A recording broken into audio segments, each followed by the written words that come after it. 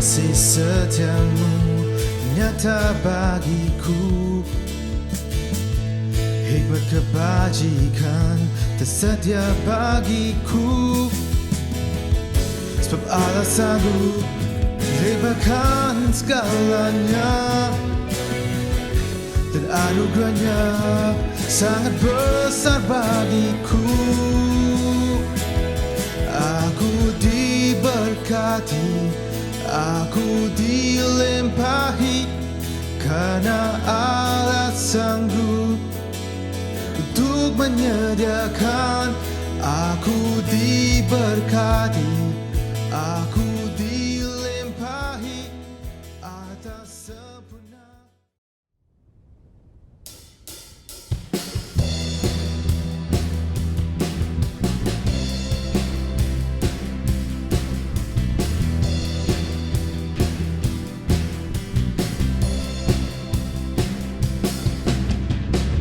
Bersyukurlah kepadanya, bawalah pujian baginya, karena dia Raja, dia yang perkasa.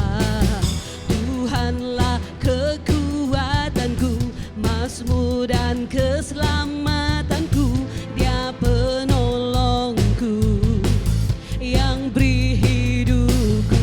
Kau yang berjaya, seluruh semesta sujud menyembah.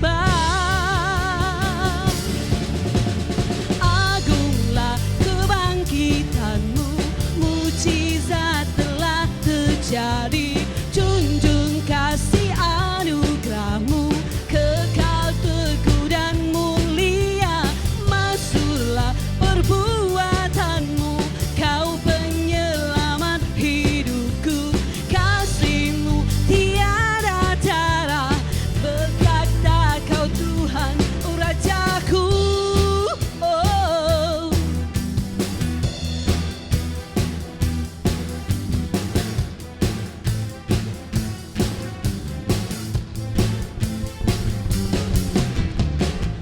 Bersyukurlah kepadanya, bawalah pujian baginya, karena dia Raja, dia yang perkasa. Oh, Tuhanlah kekuatanku, mazmur dan keselamatanku, dia penolongku yang beri hidupku. Kau yang berjaya, seluruh semesta sujud menyembah. Agunglah kebangkitanmu, mujizat telah terjadi. Junjung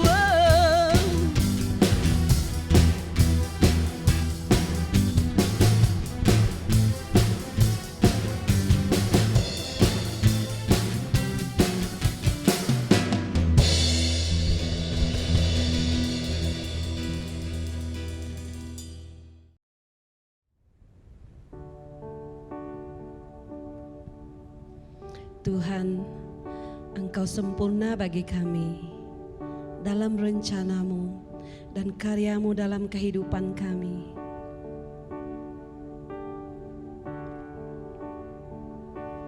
Hidupku menggenapi firman-Mu,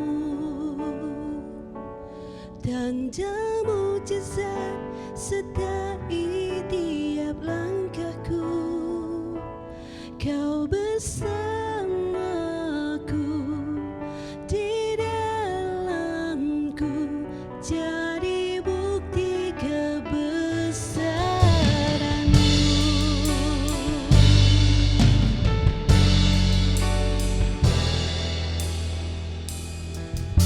Tuhan, Engkau sempurna dalam rencana-Mu dan karya-Mu.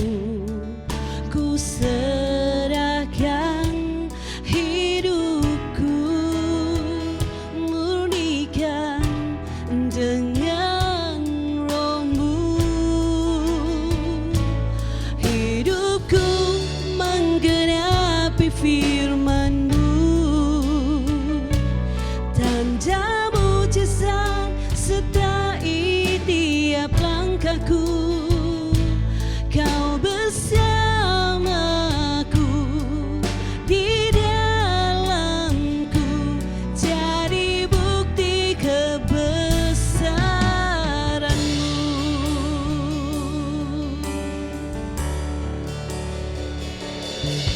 Tuhan, Engkau sempurna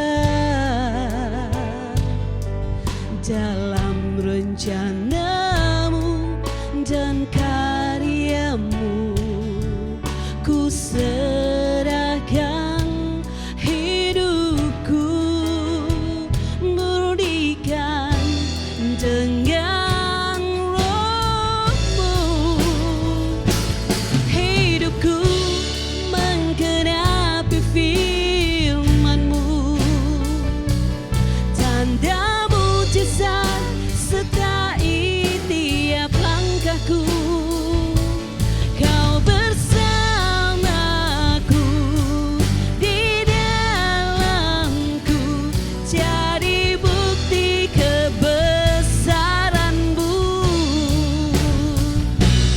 Hidupku menggenapi firman-Mu, tanda mujizat sertai tiap langkahku. Kau bersamaku, di dalamku, jadi bukti kebesaran-Mu. Hidupku menggenapi firman-Mu, tanda mujizat sertai tiap langkahku. Kau bersamaku, di dalamku, jadi bukti kebesaran-Mu.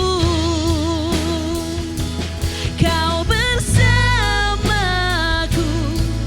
di dalamku, jadi bukti kebesaran-Mu.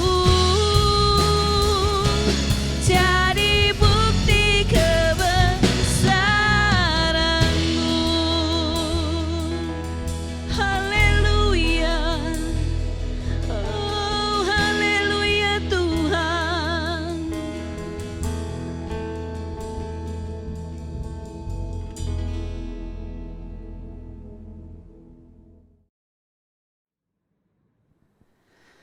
Baik, terima kasih saya ucapkan kepada tim yang telah memimpin kita untuk memuji dan menyembah Tuhan pada pagi hari ini. Kiranya Tuhan terus memberkati Anda dan terus pakai Anda di dalam pelayanan Tuhan seterusnya. Salam di dalam kasih Kristus dan selamat pagi dan selamat bertemu saya ucapkan kepada jemaat Tuhan, Bapak Ibu yang Yesus Kristus kasihi, yang dapat mengikuti kebaktian di atas talian pada pagi hari ini. Dimanapun Anda berada, doa dan harapan saya, Tuhan akan terus memberkati Anda.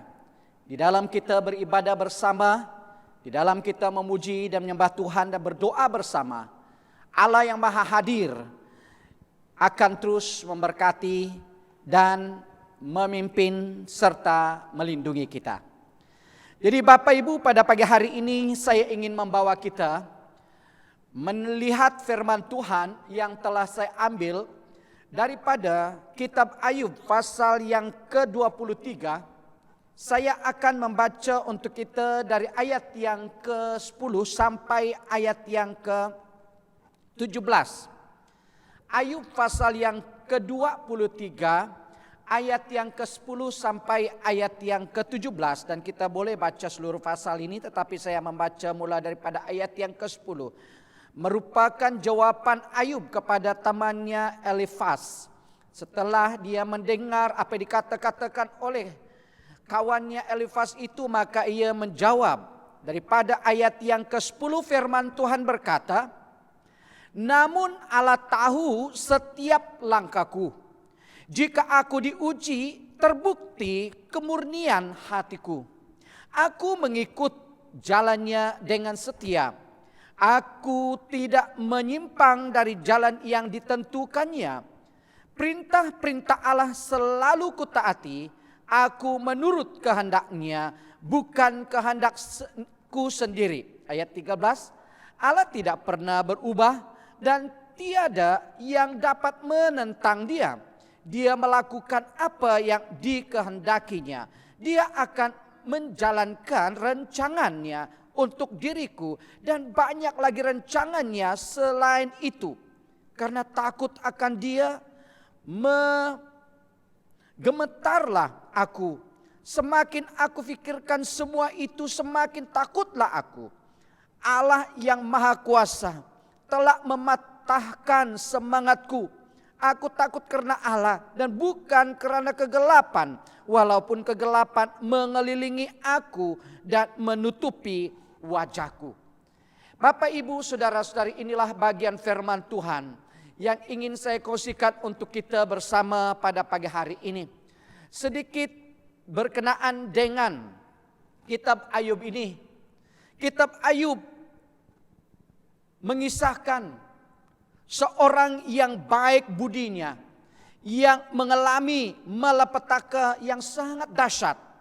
Dia kehilangan semua anaknya serta segala harta benda dan menghidapkan penyakit kulit yang menjijikkan. Inilah keadaan Ayub yang diceritakan oleh kitab Ayub ini.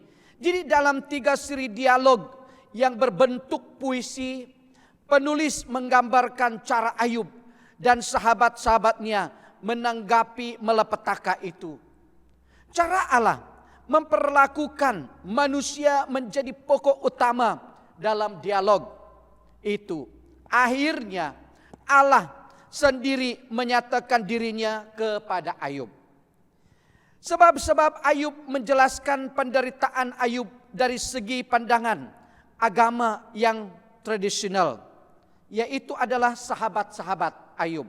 Di dalam mereka melihat penderitaan dan masalah yang terjadi di atas Ayub itu, mereka melihatkannya daripada sudut pandang agama yang tradisional. Pada sangkaan mereka, Allah selalu memberikan pahala kepada orang baik dan menghukum orang jahat. Itu pengertian dan pandangan agama tradisional mereka.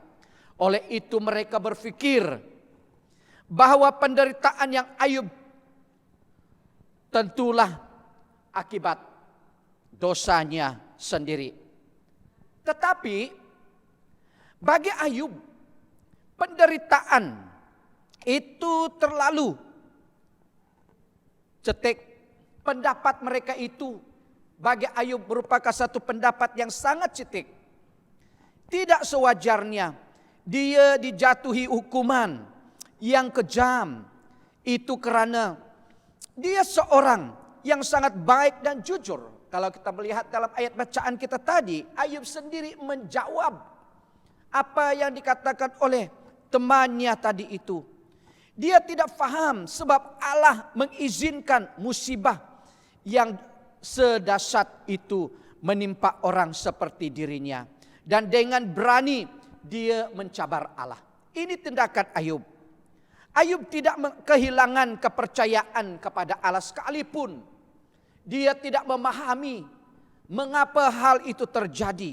Semangatnya, kepercayaannya kepada Allah tidak pernah hilang. Tetapi dia sungguh-sungguh ingin dibela oleh Allah dan dihormati semula sebagai orang yang baik. Allah tidak memberikan jawaban bagi soalan Ayub, tetapi Allah membalas percaya Ayub dengan memberikan banyak contoh tentang kuasa dan kebijaksanaannya melalui puisi. Kemudian dengan rendah hati Ayub mengakui kebijaksanaan dan keagungan Allah, lalu menyesali kata-katanya yang melulu dan yang penuh kemarahan. Bagian terakhir daripada kitab ini yang ditulis dalam bentuk prosa mengisahkan caranya Ayub dipulihkan semula dengan mendapat kekayaan yang jauh lebih banyak daripada kekayaan sebelum itu. Allah memarahi sahabat-sahabat Ayub karena mereka tidak dapat memahami arti kesengsaraan Ayub. Hanya Ayub yang sungguh-sungguh menyadari bahwa Allah yang dia percaya itu lebih besar daripada apa yang diajarkan agama tradisional tentang dia. Bapak, Ibu, saudara-saudari, di dalam kita melihat betapa setianya Ayub kepada Allah. Sekalipun hal-hal yang telah saya katakan tadi, yang telah dijelaskan oleh kitab Ayub ini tentang keadaan yang dialami, tetapi semangat, kepercayaan, kesetiaan imannya kepada Allah tidak pernah berubah. Karena dia mengaku bahwa Allah itu, Allah yang dia percaya itu, kata dalam ayat yang ke-13, Allah tidak pernah berubah dan tiada yang dapat menentang dia. Dia melakukan apa yang dikehendakinya. Ini adalah pengakuan Ayub. Jadi pada pagi hari ini, daripada bahagian firman Tuhan ini, saya membawa kita melihatnya dengan satu tema yang saya ambil daripada ayat yang ke-13 ini. Allah tidak pernah berubah. Allah tidak pernah berubah. Inilah pegangan Ayub. Sekalipun ketika kawannya atau temannya itu mengatakan dan melihat penderitaan dan masalah yang menimpa Ayub itu adalah akibat dosamu. Mereka melihatnya daripada sudut pandang keagamaan mereka yang percaya Allah mengedili seseorang itu, membalaskan seseorang itu sesuai dengan perbuatannya. Tetapi apa yang Ayub lihat di sini, dia tetap melihat apa yang ada di dalam hidupnya, menyatakan bahwa dia adalah seorang yang setia kepada Tuhan. Allah tidak pernah berubah, merupakan kepribadian kealahan Allah yang bersifat kekal, tidak berubah. Ya. Keadaan tidak boleh dapat mengubahkan Allah. Peristiwa-peristiwa yang terjadi, masalah dan apapun tidak dapat mengubahkan kepribadian Allah. Sama ada di dalam kuasanya, di dalam ia menunaikan janjinya, di dalam ia menunjukkan keajaiban dan kuasanya dan sebagainya. Karena dia adalah Allah yang maha tahu, Allah maha kuasa, maha hadir dan sebagainya. Karena ia adalah Allah yang hidup. Dia adalah Allah yang hidup. Sejak mulanya ia adalah Allah. Di dalam ia menciptakan dunia, ia menciptakannya sebagai ia adalah Allah. Yang berkuasa menciptakan sesuatu daripada yang tidak ada menjadi ada. Jadi pada pagi hari ini Bapak Ibu Saudara-saudari, kerinduan saya sebagai hamba Tuhan, memberikan peringatan ini kepada semua kita, bahwa Allah yang kita sembah, Allah yang kita percaya itu adalah Allah yang tidak pernah berubah. Di dalam segala perkara dia adalah Allah yang tetap sama. Sekali lagi saya katakan, keadaan, kemajuan, perkembangan, peristiwa dan masalah tidak akan mampu mengubahkan kepribadian Allah. Dia adalah Allah yang berkuasa. Ayub memberikan tanggapan atas penyataan kawannya Elifas. Di dalam pasal yang ke-22 merupakan dialog yang ketiga. Bahwa Tuhan itu adil. Penderitaan Ayub adalah karena dosanya. Dan dia perlu melakukan pertobatan. Ini adalah pendapat temannya Elifas. Dan Elifas juga mencoba menyebutkan dosa-dosa yang sekiranya dilakukan oleh Ayub. Kemudian di pasal yang ke-23 ini Ayub menjawab kawannya, ya, menjawab penyataan kawannya Elifas ini dengan ingin bertemu dengan Tuhan untuk memperoleh pengadilan yang adil. Namun Ayub tidak dapat menemui Tuhan. Kalau kita lihat daripada ayat yang pertama sampai ayat yang ke-9, itu hasratnya. Di dalam dia mendengar apa yang dikatakan oleh Elifas, mengatakan bahwa apa yang terjadi kepada kamu itu adalah akibat oleh karena dosamu. Dengan coba menyenaraikan dosa-dosa yang mungkin dilakukan oleh Ayub. Sehingga Ayub katakan, kalau boleh akulah harus bertemu dengan Tuhan. Tetapi tidak sedemikian.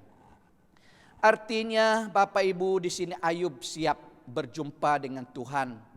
Dan berdiri di pengadilan Tuhan.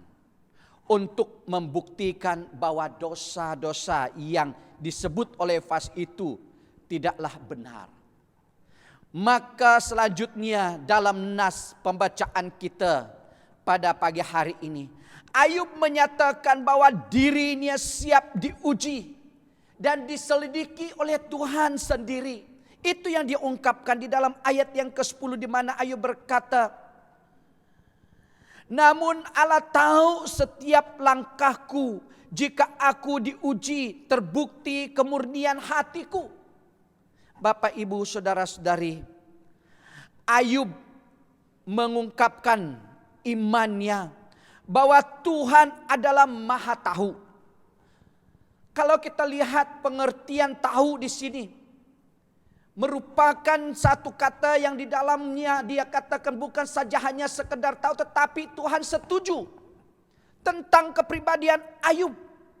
Maka pastilah Tuhan katanya mengetahui dengan tepat, jelas bagaimana jalan hidupku, kata di dalam ayat ini. Terbukti kemurnian hatiku, katanya. Kesediaannya yang mau diuji, yang mau dilihat oleh Tuhan sendiri. Bapak Ibu Saudara-saudari, sehingga dosa-dosa yang dituduhkan oleh Elifas tadi itu tidak mempunyai dasar bahwa Ayub menderita karena dosa-dosa itu. Bahkan ditambahkan laginya, jika Tuhan menguji Ayub seperti dalam perapian katanya, maka yang didapati dalam diri Ayub adalah emas yang murni. Artinya Ayub siap untuk diuji oleh Tuhan. Dan hasil pengujian itu pasti akan didapati Ayub yang memiliki pribadi yang baik.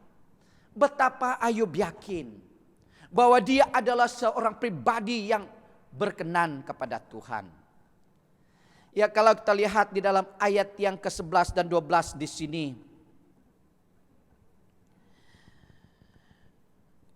Ianya merupakan lanjutan kata Ayub, katanya, aku mengikut jalannya dengan setia, aku tidak menyimpang dari jalan yang ditentukannya. Perintah-perintah Allah selalu kutaati, aku menurut kehendaknya, bukan kehendak sendiri. Kemudian dilanjutkannya bahwa di sepanjang hidupnya tetap mengikuti Tuhan. Apa yang Tuhan perintahkan, itulah yang ditaatinya. Dia tidak pernah menyimpang ke kiri atau ke kanan, tetapi dia tetap fokus kepada Tuhan di dalam hidupnya. Ayub sangat menghargai firman yang diucapkan oleh Tuhan sehingga selalu tersimpan di dalam hatinya, di dalam dirinya. Ayub selalu memperhatikan langkah-langkah hidupnya untuk terus mengikut Tuhan dengan tidak melanggar apapun perintah dan hukumnya. Kalau kita melihat daripada ayat yang ke-13 dan 14 di sini. Di sini Ayub hendak menjawab, memberi jawaban kepada kawan-kawannya bahwa penderitaannya bukan karena dosa-dosanya, tetapi kita harus tunduk kepada kuasa Tuhan. Dikatakannya bahwa Tuhan tidak pernah berubah di dalam ayat yang ke-13 tadi. Bahwa Tuhan tidak ada dari manusia yang dapat mengintervensi rencana Tuhan. Sekalipun Ayub menganggap bahwa penderitaannya bukanlah karena dosanya, tetapi Ayub tunduk kepada hikmat Tuhan, bahwa Tuhan pasti akan menggenapi segala jalan-jalan dan kehendaknya atas dirinya. Sekalipun Ayub merasa dirinya menderita bukan karena dosa-dosanya, tetapi Ayub senantiasa menyadari bahwa semua yang terjadi di dalam hidupnya adalah maksud dan rencana Tuhan yang tersembunyi, yang tidak dapat difahami dan dimengerti oleh akal manusiawinya. Kalau terlihat daripada ayat yang ke-15 sampai ayat yang ke-17, merupakan penyataan Ayub tentang perasaannya. Semakin dia mengenali dan mengetahui Tuhan, yang dia percaya, yang dia sembah itu adalah Tuhan yang tidak pernah berubah. Sehingga ia mengatakan di dalam ayat yang ke-15 dan 17 itu, karena takut akan dia, gemetarlah aku. Semakin aku pikir semua itu, semakin takutlah aku. Allah yang Maha Kuasa telah mematahkan semangatku. Aku takut karena dia dan bukan karena kegelapan. Walaupun kegelapan mengelilingi aku dan menutupi aku. Ungkapan kata Ayub tentang Allah yang dia percaya itu. Dia tahu siapa Tuhan yang dia percaya itu adalah Tuhan yang Maha Kuasa. Maka semakin gemetarlah Ayub karena semua yang terjadi ini. Sebab sungguh Tuhan itu tidak dapat dijangkau dengan akal dan pikiran manusia. Jika bukan karena perbuatan dosa yang mengakibatkannya berdosa, maka semua yang terjadi dalam hidupnya adalah dalam rencana Tuhan yang sulit difahami oleh manusia. Maka yang sedang ditakutkan oleh Ayub bukan karena kegelapan, bukan karena masalah, bukan karena kesulitan dan penderitaan yang sedang terjadi dalam hidupnya, tetapi karena begitu lamanya dia untuk menjangkau kebesaran Tuhan yang sedang terjadi dalam hidupnya. Sungguh tidak terselami pikiran manusia tentang jalan-jalan Tuhan itu. Karena manusia itu sungguh terbatas. Bapak, Ibu, saudara-saudari, daripada pengalaman Ayub ini, saya mengajak kita di dalam keadaan situasi dan pergumulan masalah yang kita alami, biarlah kita lihat pribadi Ayub sebagai satu teladan atau contoh bagi kita. Pertama, daripada permulaan kitab Ayub ini, Tuhan sudah menyatakan bahwa Ayub adalah seorang yang saleh, jujur, takut akan Allah, dan menjauhi kejahatan. Di dalam pasal yang pertama, ayat yang ke-8. Demikian juga dalam bahagian yang telah kita baca ini, bahwa Ayub sendiri bersaksi tentang dirinya bahwa dia tidak pernah menyimpang dari Tuhan, jalan Tuhan. Bahkan dia selalu menyimpan firman Tuhan dalam sanubarinya, dalam hatinya. Maka kita menerima suatu teladan hidup yang baik daripada Ayub. Untuk menjadi seorang yang mampu mempertanggungjawabkan iman kita kepada Tuhan. Sekalipun Ayub diperhadapkan pada pengadilan Tuhan, dia mampu mengatakan bahwa saya pasti berkenan kepada Tuhan. Dalam ayat yang ke-10 dia katakan, namun Allah tahu setiap langkahku, jika aku diuji, terbukti kemurnian hatiku. Maka demikian juga dengan kita, marilah kita memperhatikan jalan-jalan hidup kita. Apakah kita sudah benar-benar mengikuti jalan Tuhan dan selalu berpegang erat kepada firman Tuhan sebagai sumber kehidupan kita? Seperti Ayub, saat kita berhadapan dengan pergumulan hidup, saat kita berhadapan dengan masalah dan keadaan-keadaan yang menakut dan merisaukan kita, mampukah kita menyelidiki diri kita seperti Ayub, saya berkenan kepada Tuhan? Dan sekiranya saat ini kita diperhadapkan pada pengadilan Tuhan, apakah kita dengan yakin, dengan memberi jawaban untuk mempertanggungjawabkan iman kita di hadapan Tuhan? Ini merupakan pertanyaan bagi semua kita. Di dalam kita melihat daripada peristiwa hidup Ayub, terlepas daripada dinamika yang terjadi sepanjang kitab Ayub ini, kita dapat melihat bahwa ternyata hidup Ayub yang selama ini, yang takut akan Tuhan dan menjauh kejahatan, sungguh sangat berguna baginya saat dia menghadapi pergumulan. Demikian juga saya dan Anda.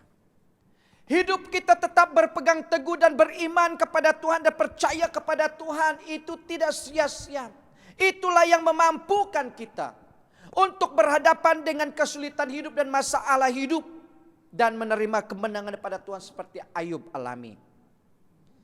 Yang membuat Ayub dapat bertahan dalam pergumulannya adalah justru karena ketaatannya selama ini kepada Tuhan. Demikian juga bagi kita. Seseorang yang setia mengikuti dan menaati perintah Tuhan itu, apapun rintangan cebaran yang dihadapi, pasti dia mengakui Tuhan Allah tidak pernah berubah. Di dalam kasih-Nya, di dalam kuasa-Nya, dalam hal menggenapi janji-Nya. Bapak, Ibu, saudara-saudari, siapapun boleh saja menghadapi berbagai ragam pergumulan, masalah, kesulitan hidup. Tak pilih siapa, tua muda, kedudukan kita dan sebagainya, pasti menghadapi masalah. Namun iman yang dirawat dan bertumbuh dengan baik selama ini akan menguatkan, akan meneguhkan seseorang itu ketika berhadapan dengan badai kehidupan. Iman Ayub keyakinan Ayub kepada Allah tidak pernah berubah, itulah yang membuatkan dia setia, sanggup menghadapi keadaan itu. Yang kedua, sebagaimana firman Tuhan di dalam Yeremia pasal yang ke-29 ayat yang ke-11 yang mengatakan, sebab aku ini mengetahui rancangan-rancangan apa yang ada padaku mengenai kamu. Demikianlah firman Tuhan, yaitu rancangan damai sejahtera dan bukan rancangan kecelakaan, untuk memberikan kepadamu hari depan yang penuh harapan. Jemaat Tuhan yang Yesus Kristus kasihi, bahwa kasih setia Tuhan itu adalah kekal selamanya. Itulah Allah, tidak pernah berubah. Jika saat ini kita menghadapi pergumulan, bukan artinya Tuhan itu berubah. Kalau saat ini kita berhadapan dengan masalah dan kesulitan hidup, itu bukan berarti Tuhan itu berubah menjadi tidak mengasihi kita. Dia adalah Allah yang maha kasih, dia tetap mengasihi kita. Dia adalah Allah yang tetap menggenapi janjinya kepada saya dan Anda. Tetapi kita yakin bahwa Allah tetap mengasihi kita sekalipun kita berada di dalam pergumulan hidup. Yang ketiga, sama seperti jawaban Ayub di dalam bahagian yang telah kita baca ini, maka demikian juga dengan kita, bahwa yang kita takuti itu bukan masalah, ya, bukan keadaan yang ada pada saat ini yang perlu kita takuti, tetapi kita harus takut kepada Tuhan yang berkuasa atas hidup ini dan masalah kita.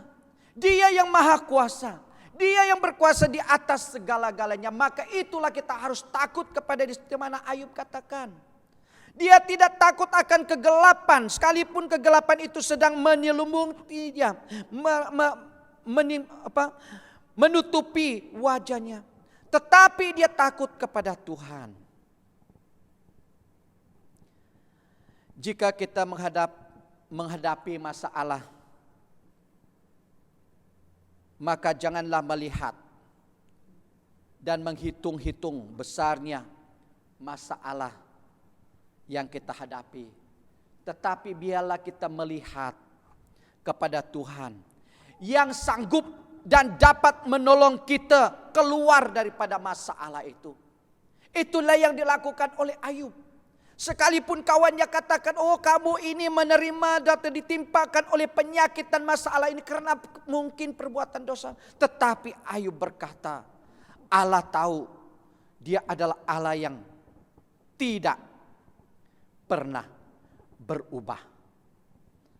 Bapak, Ibu, saudara-saudari,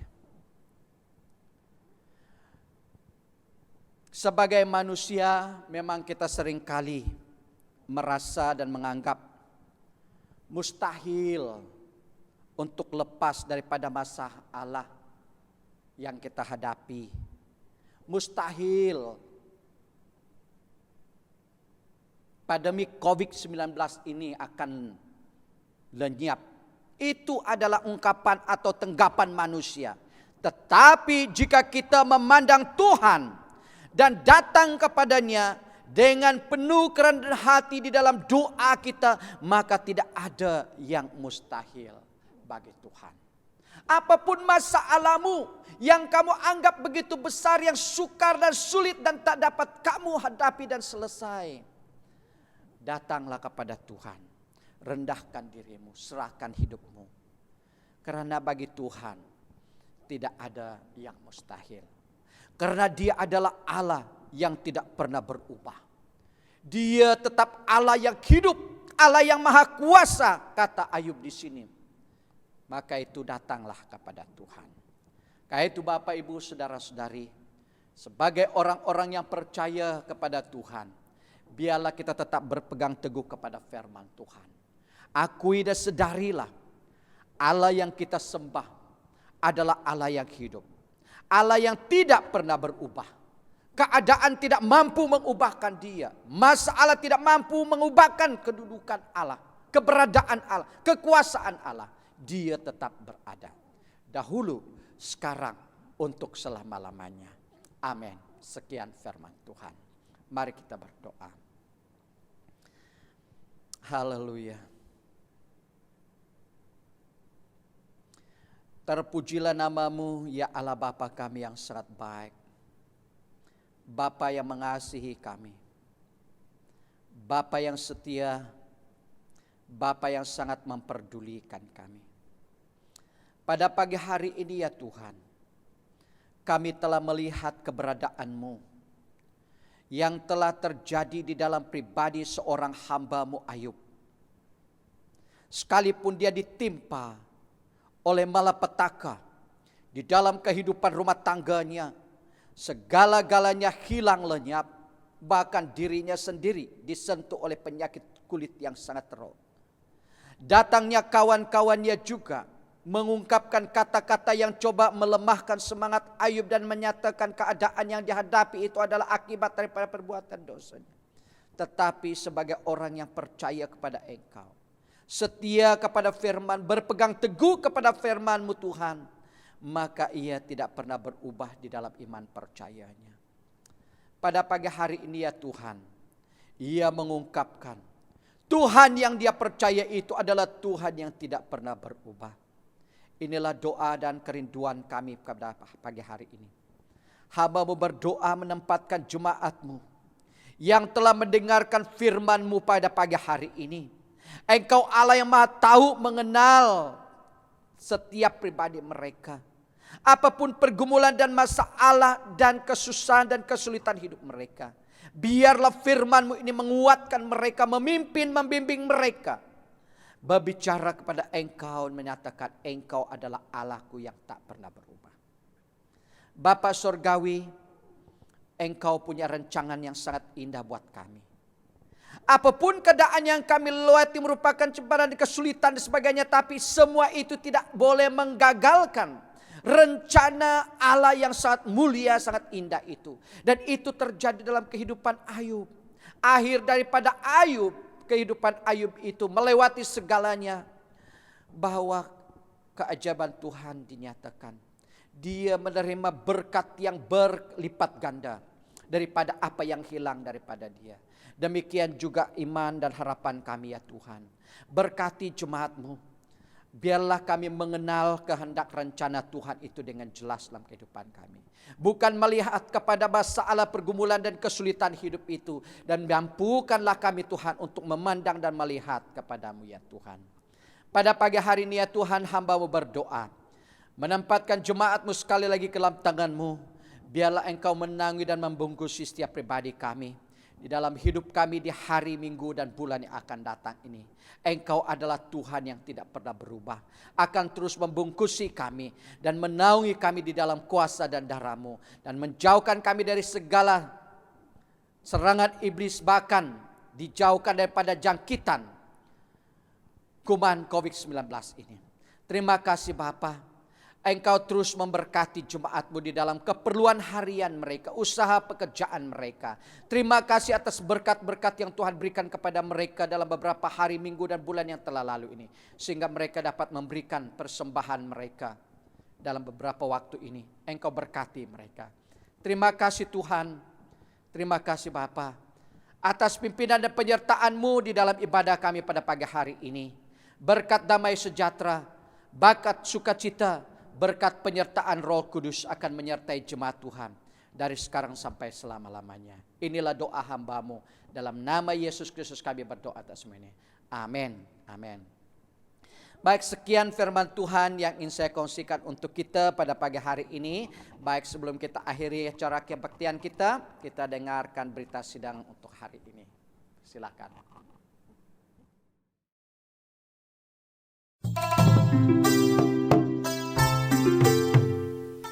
Kami ingin memaklumkan bahwa pejabat gereja dibuka dari setiap hari Selasa ke Jumaat dari jam 9 pagi hingga 4 petang.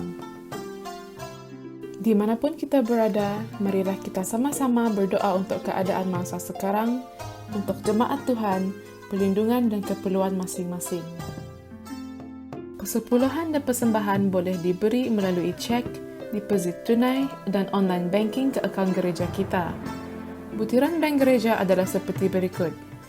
Jangan lupa untuk maklumkan kepada bendahari gereja, Deacon Richard, sekiranya anda telah memberi persembahan atau persepuluhan.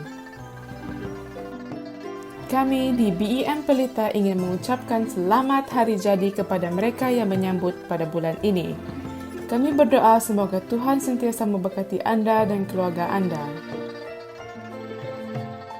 Sekian sahaja berita sidang kita pada minggu ini.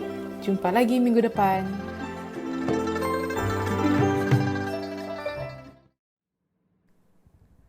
Baik, sekian, terima kasih kebaktian kita sampai di sini. Tuhan memberkati. Jumpa lagi di masa yang akan datang ini.